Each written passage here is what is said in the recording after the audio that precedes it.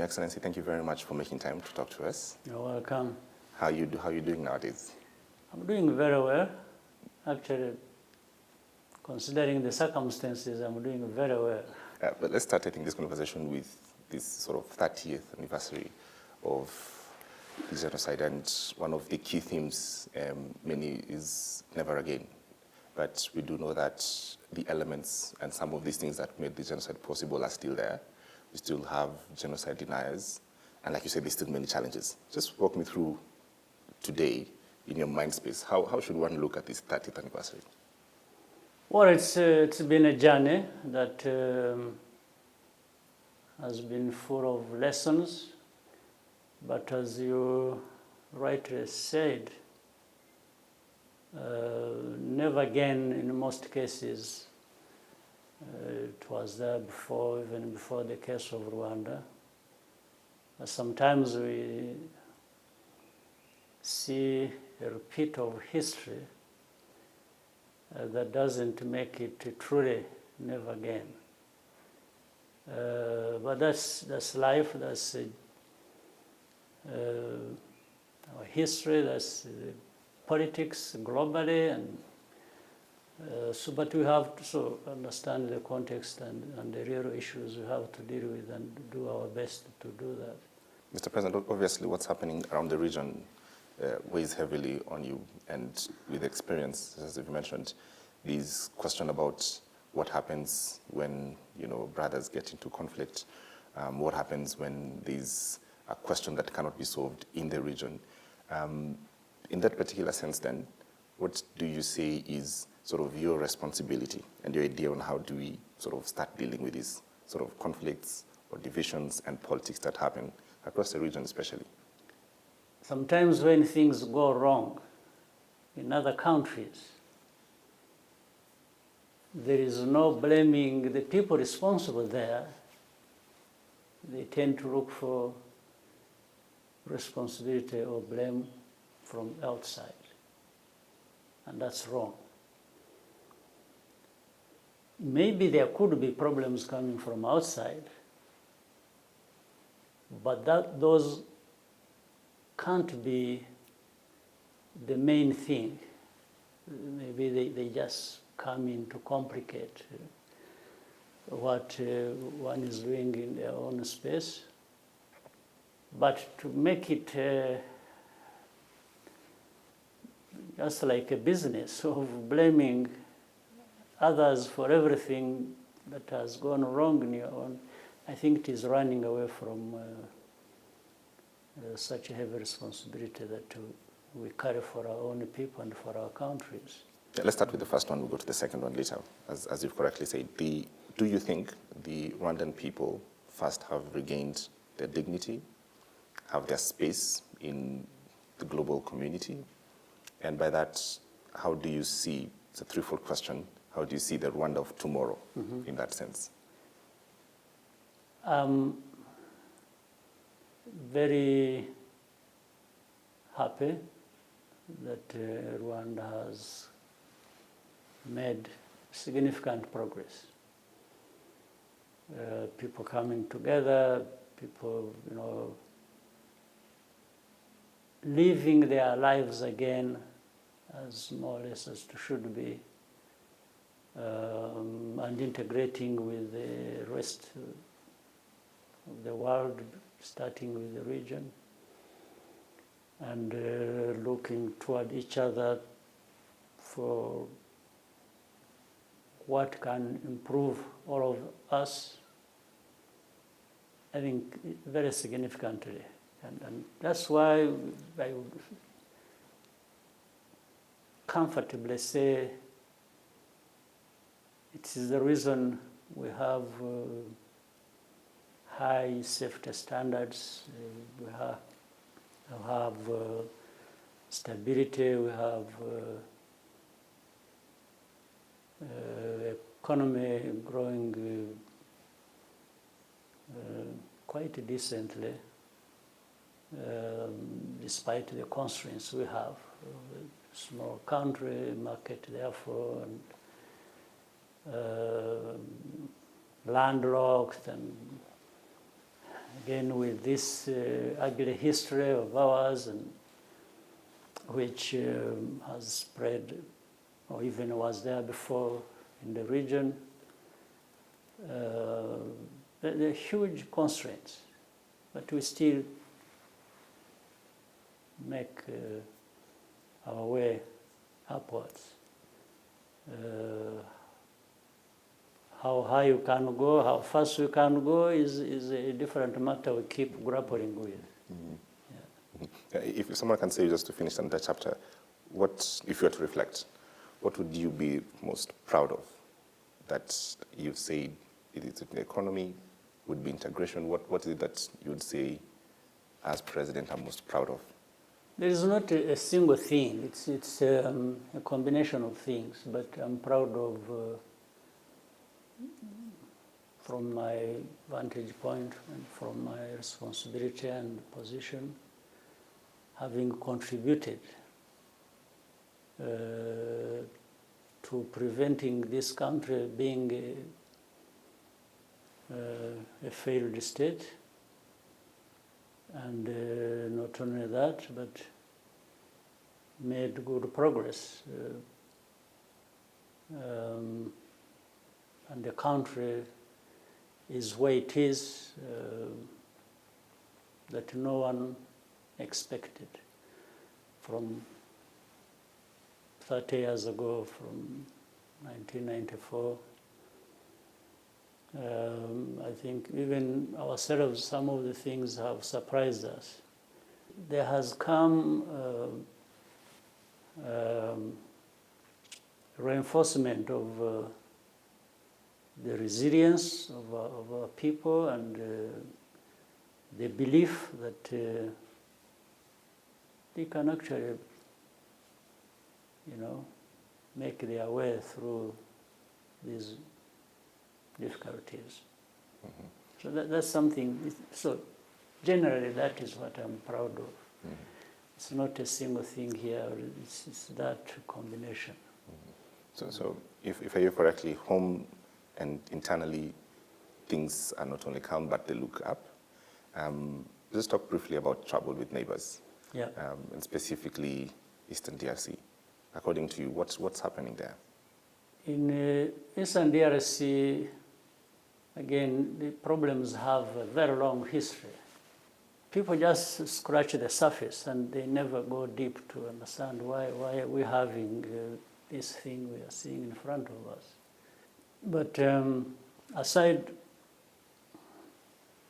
the fighting that is going on, which consumes people's lives, destroys everything, there is no good in any conflict, if you will. The M23 have heard about Congolese, because the colonial times and so on and so forth, and the drawing of borders and the movements of people and so on and so forth happened, and they are Rwandese culture and heritage, but they are Congolese nationalities. Right. So I absolutely have no responsibility in this. It happened even before I was born. These things were unfolding before I was born.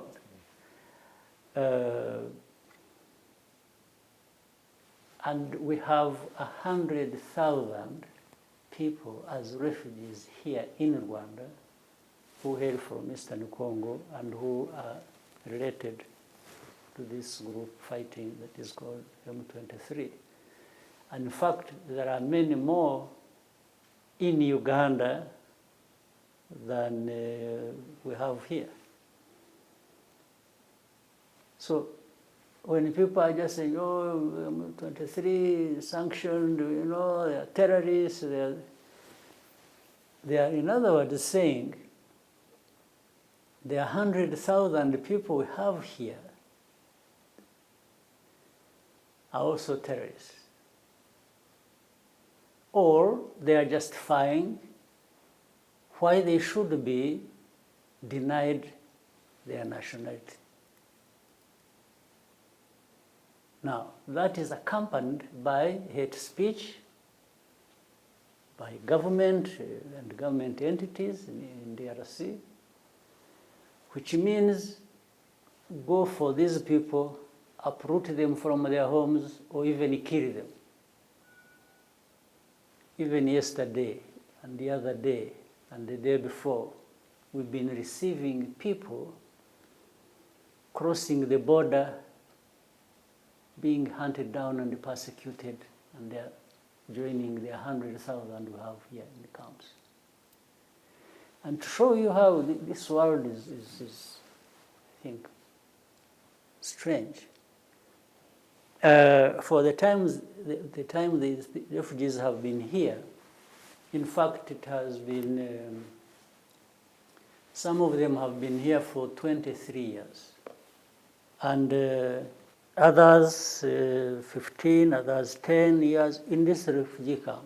Some members of international community, these big countries, the powers that would have decided even how to resolve this problem and effectively and done away with it. They come and pick 10 families, 20, and no more than that, and go to resettle them, either in the US, Canada, and Europe. They've been picking, so they are aware that these are people running away from their country. They recognize they are here as refugees. They know that these are Congolese, but they have found something symbolic that seems to resolve the problem. You take from 100,000, you are taking 5 families or 10 to go and resettle them as a way of addressing that problem. And they really want people to believe that they are addressing the problem. Now, in Uganda, there is a whole district full of similar people who went there, but in the Kisoro area. The people of Rwandese heritage, but they are Ugandans. Uganda has never disowned them. Rwanda has never claimed them, because the facts are what they are. So how does a similar situation unfold in Eastern Congo, and it's okay that, I mean, where the similar situation exists in Congo, what is being done is found to be okay by some people, that you will go and uproot people from their ancestral homes and send them wherever you want to send them, or kill them.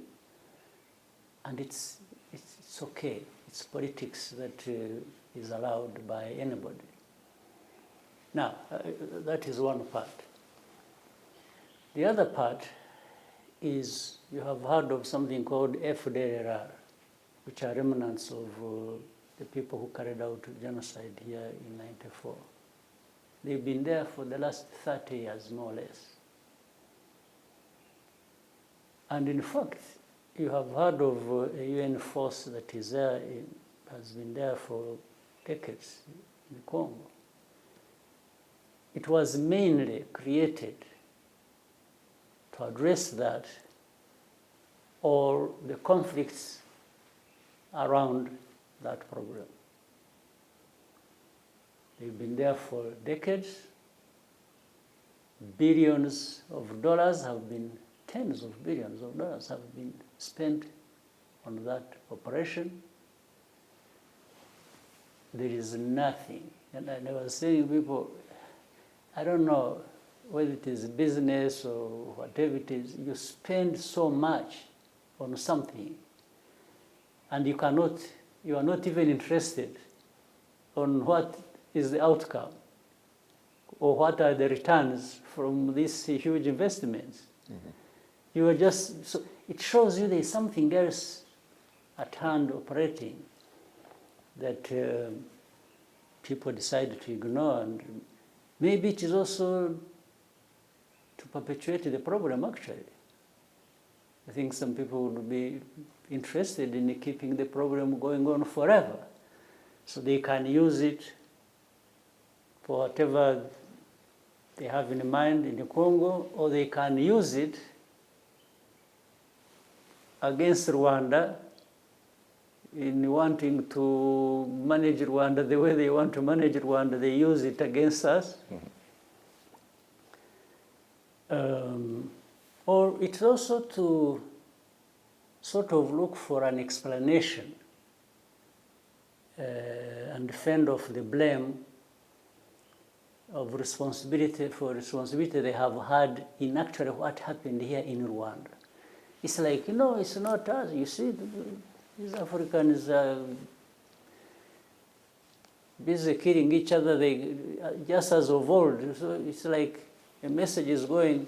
Some people even say we are responsible for genocide, or we supported it, or, as of history, because when you divided the people in Rwanda and hate, taught them to hate each other as a way of politics, and they obeyed you. Of course, I don't want to blame outsiders in most cases. They've done wrong things, which they don't want to accept.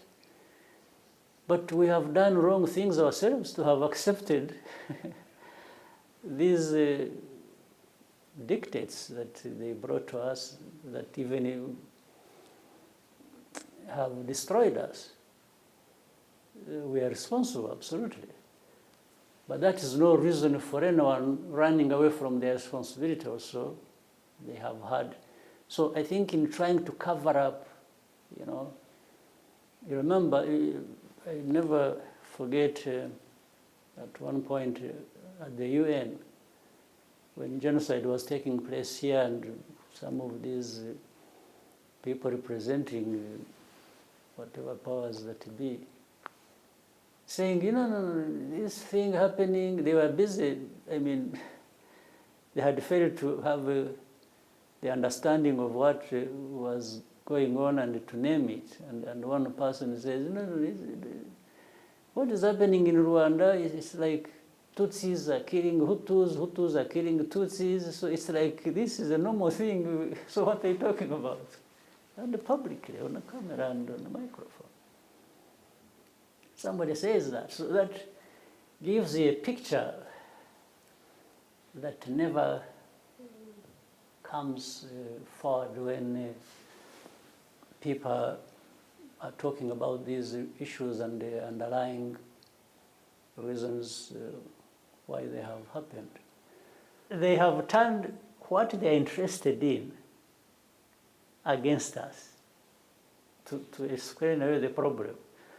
Like I said, they are doing all kinds of things to wash away the blame for some of the responsibilities they have had in the history of genocide. Mm-hmm. They are now saying, Rwanda, these people, even sometimes they accuse Uganda and sometimes others, but mainly Rwanda. They are interested in Congolese minerals. So that's why this thing is happening, it's minerals.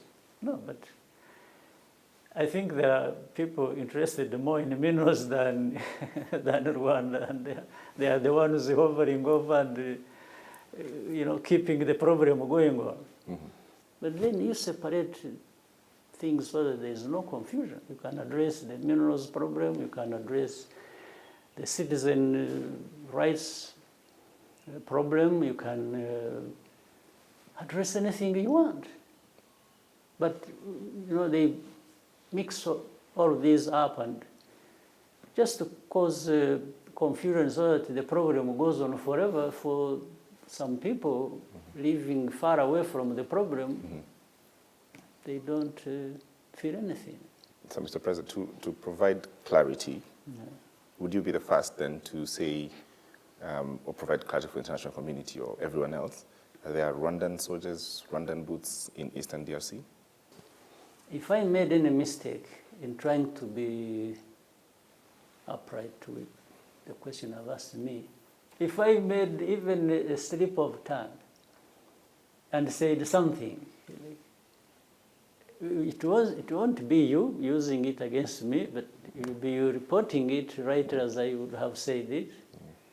But then the way, before you actually bring it out, it's already becomes something else. Oh, it becomes the news and confuses everything. And in fact, let me tell you, I have said on camera several times that if Rwanda's security is threatened, as that situation has done,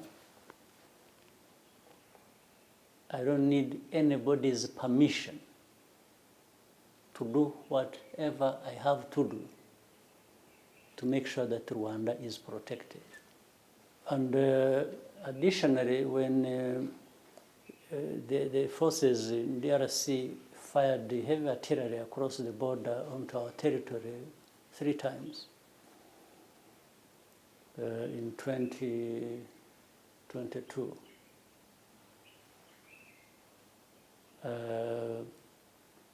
I told everyone, including the leaders of Congo.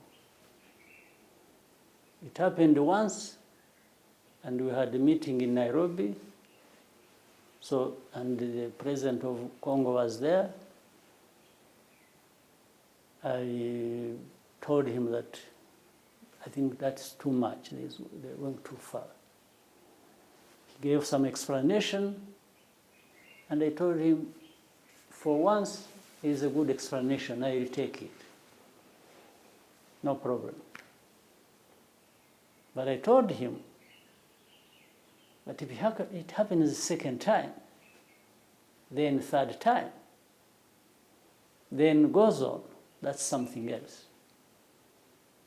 And I said it in the meeting. There were other leaders. And I think maybe he took it lighter. Because when we left, there was a second time, and there was a third time. Heavy artillery, BM-21 shells landing and killing people in villages to the north. So that's when I said, okay, I thought we understood each other that this is not necessary. And this is when I said, when it comes to, therefore, defending this small territory of ours that has suffered so much, I will not need anybody's permission to do that. I think the message was clear. And I also tell them, there are many people, big powers that were calling me, telling me, what I should do, what I should not do. So I said, I hear you, I appreciate you, but I'll make sure that there is not going to be any other firing of such artillery on Rwanda's territory. I have that obligation. That's why I live for that. That's why I'm there as president. And even before being president, by the way, I was also, in my small way, contributing to the fight to make sure that this country changes for the better. So I told them that. So you can read through that what has been happening or what will happen even in the future. So I will be right to say that whatever happens then in this unclarified situation, Rwanda's action are protecting its interest and security. Absolutely. There's no question about that. And it is yesterday, it is today, and it will be tomorrow. But add that Rwanda is probably interested in peace and in peaceful resolution of problems more than anybody else you may have in mind. Add that, because it is important and it is what it is. The EAC force did not succeed in for whatever circumstances in DRC. SADC force is now there, and just yesterday there was a resolution to allow them to access the peace fund. What are your thoughts about this? All of these are details, but about a serious problem. My thoughts, first of all, are I am surprised that the countries are involved can be involved on such a glaringly wrong side. They can participate in something where they don't care being seen to be used by the wrong side, maybe for what it provides to them. You know, East African community created a force to go to Eastern Congo to go and help really support the government and in resolving the problem. And what they were supposed to do was to go and impose, more or less, it has to start with the ceasefire. And the message was clear that if anybody doesn't want ceasefire and wants to continue fighting, then this force maybe would take on that one. Mm-hmm. But otherwise, it's to monitor, to create ceasefire, monitor it, and allow political processes to take place to resolve the outstanding issues. Now, first, DRC had the veto power of some kind. They said, yes, East Africa force can only come if Rwanda is not involved. So they had that power to disqualify one of the East Africans. Fine. And we told them, we said, as long as this contributes to peace and resolving this problem, Rwanda has no complaint about not being involved. We will stay away. Those ones who will go in should be able to resolve it. After some time, the government decided, no, these are not with us. East African forces were expelled. By the way, I'm still today waiting, maybe one day. First of all, I'm even asking myself, what is this African now? This African community has sort of ceased to exist in a real sense, beginning with this problem. Mm-hmm. Because we've never even been told what happened, right? Mm-hmm. Up to now. Since they were expelled, nobody has explained to us, meaning the East Africans and the leaders sitting and talking about it, what happened. Now, as they're expelling them, the East African regional force, the government in Kinshasa was already manipulating within SADC, group of countries, to bring a force now to replace the East African community regional force. And you can see this. In a way, they were creating a conflict or misunderstanding between SADC and EAC. Yeah. There was not even any communication to say, okay, let's harmonize, or either let's work together, or no. It was outright replacing East African regional force with the SADC force. So you can see things happening. Why should it happen like that? Why can't even people have a discussion about it? Why can't East African community and the SADC talk about whatever problem there is and find a way of resolving it? So I'm just expressing this point so much that there is a way people work together, there is a way people communicate with each other and avoid unnecessary problems. Let's move to another issue, Mr. President. First, congratulations on your nomination. Yeah. How do you feel about it? Many things come to the way I feel about it. And I was telling them, you don't have to wait for the day I will tell you, enough is enough. I'm not going on with you anymore. I was telling them yesterday after they had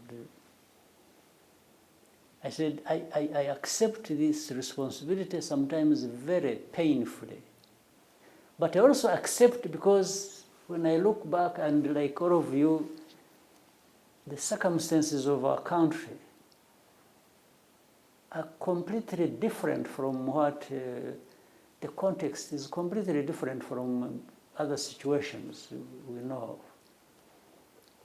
That's when I get caught up and find myself accepting. So there is this struggle in my own mind as a person, but there is also a struggle in the minds of others, and as I discuss it with them directly several times.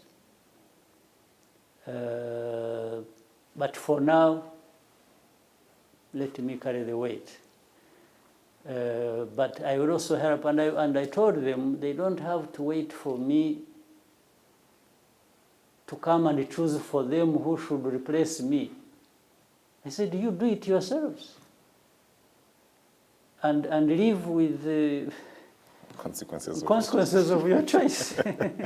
Not with my, and you see, it has happened already here. Yeah. When we were selecting somebody who would become president post-genocide, they came for me and I refused. Why? Because I felt I wasn't prepared for it. And I had chosen, maybe I said, if it will come in the future, but not now. We could have, and even because of the politics at the time, I thought, and even at a personal level, I was telling them, I said, you know, I don't want anybody to ever think I was even fighting to be president, because I wasn't even sure of being alive today. So let's have somebody else. I'll be in the leadership group, and we shall help whoever is there. So that's what happened. And there were candidates, and they asked me my views, and so I gave them my view. I said, this one maybe would be the right person. But also bearing in mind the new situation we were coming in, we were all away, some of us, all our lives, we were out of the country. We did not really have any, except of course we had relatives here and others, most of whom we found they were killed anyway and they were not there, and so on and so forth. So, but I said, let's have somebody. Most of these people who have even will see and identify with directly, at least for now, and simply, even as simplistic as that, it was going to address the problem. So later on, this man ran into problems. And you know, some people came to me and said, hey, we told you. And they forced me to be, they said, we came to you last time and you refused, now how are you going to refuse? So you have to take this problem. That's how he became president. To interrogate this point further, Mr. President, would you say you've created this situation, a victim of your own success, if you like, that there's almost no vision of Rwanda post-Kagame, in a sense, that you've done so well, you've enabled the country transition difficult periods, and therefore there is no vision of you not seated in that seat? Right. To begin with, I have no regrets at all to do as well as has been appreciated by these people. So on that one, I'm comfortable, so I can't regret, because what else should I have done? The second is, I think the vision is there. We've really invested in people, in ourselves, in institutions. We've built institutions and which we keep strengthening.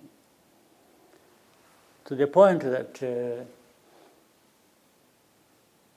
that answers the question of post-Kagame. Post-Kagame, these institutions, these people we have invested in, these people we struggle with and fight with, left, right, and all these challenges, there will be. Even if I told them, like I said, one day you don't have to wait until I say, you know what, I'm done. If I said it, I know, quickly, people will get together and have somebody. Somebody definitely who is not going to be like me, is going to be different, who is going to be even better, maybe. There's that possibility. Or who is going to take us wherever, I don't know. But that's why there are these institutions we have been building, so that maybe when somebody is trying to take us wherever, there will be people who say, no, that's not where we want to go. When you have a situation like yourself that has very different circumstances, which you inbuilt then in the kind of politics that you've built, then the success of a country is based on that leader, and that is what history tells us. How do you extricate yourself from this in a way then that doesn't cause the problems and the tumbleness that would come with that kind of a situation, and then assure sort of every sector of the society that it is okay for decisions and things to be made without me, and it's okay if in those decisions sometimes I'll disagree with them? That's exactly what the struggle on is all about. That's what we are struggling with.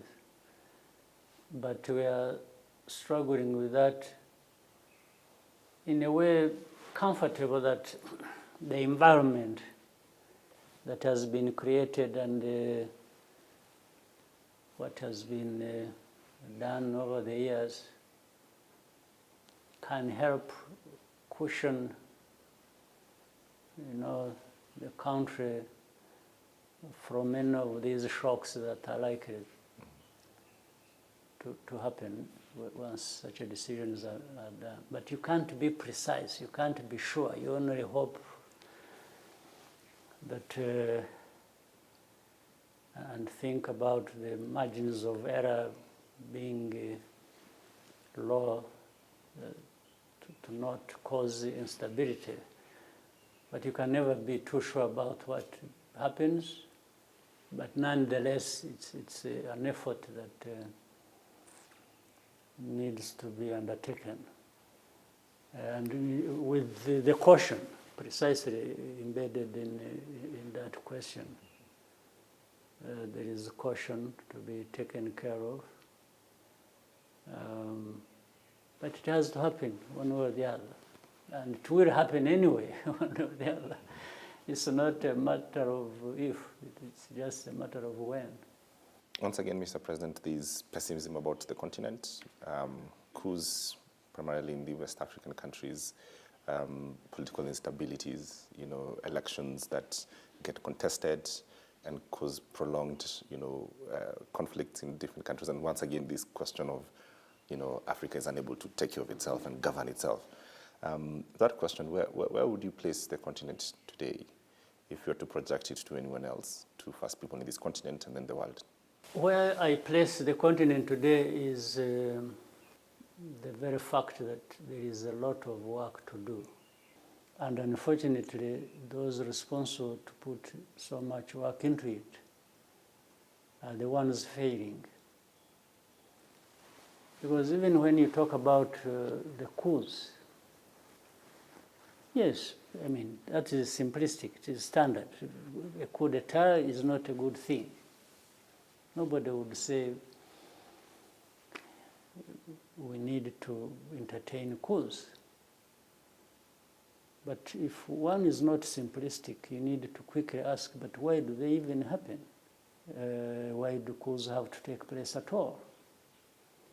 that will take you to what was there before the coup.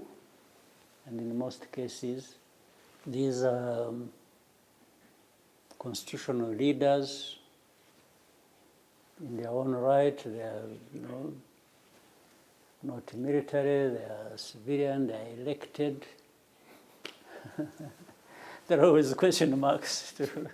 And in fact, what is also fun about the elections, they know, they happen everywhere. We know that. And we know that things go wrong. We even talk about it briefly. It has become standard. And then immediately we are all comfortable to continue.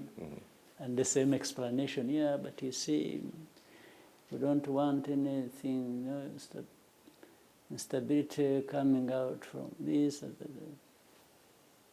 Okay, so it has really become standard for what happened yesterday in terms of elections, the other day, where, here, there, it's become standard. So, and people are getting confused. They think coups are the bad thing that shouldn't happen. No, I would say bad leaders, even constitutional leaders, by the way, being a constitutional leader doesn't make you good. No. You have to be good, a good leader, to carry out that constitutional mandate. Right. Which is about what you do for and with your people. And as of the choice, if that was the first of all, to begin with, we are not sure whether this choice was really Voice of the people. voice of the people. Right. But that's okay, we can forgive that. But you have to see what you are doing, whether how you came about is questionable or not. At least people will measure what, everything by what they see you doing now and what people appreciate about you. So I don't know what to say really, other than saying Africa doesn't deserve this. Never deserved this from the beginning. And yet we say the right things, we know what to do, but we just end up not doing it. We have even given an excuse to those who have otherwise historically created problems for us, to keep saying, well, we gave everything back to you. What is going on? Even to really look down upon us. And it's like these people can't manage themselves. Mr. As you wind down, what makes you not sleep at night? First, two things. I actually have good sleep. You sleep well? Only when I sleep well, but I need to have time to sleep. Because we have really created this country almost from nothing. It was really, we took a country that was at its lowest ever reached by any country and tried to build it upward. And so it's coming out of the very deep hole where we have been, and we want to keep going up and higher. So how can we sustain it? How can we keep going? There are so many things then. It's about the many things. It's about the economy, it's about social issues, it's about security of the country, and it's about how well we work with others, whether in the region or beyond and internationally. So those thoughts are always roaring on in my mind. That's what I keep at that. It's not a single thing here, but that comes also anyway. as part of everything else to ensure that that happens. Thank you very much for talking to me and giving me a lot of window into many things that are happening within the country and the continent. Anytime I'm here. Really appreciate it. Thank you. All right.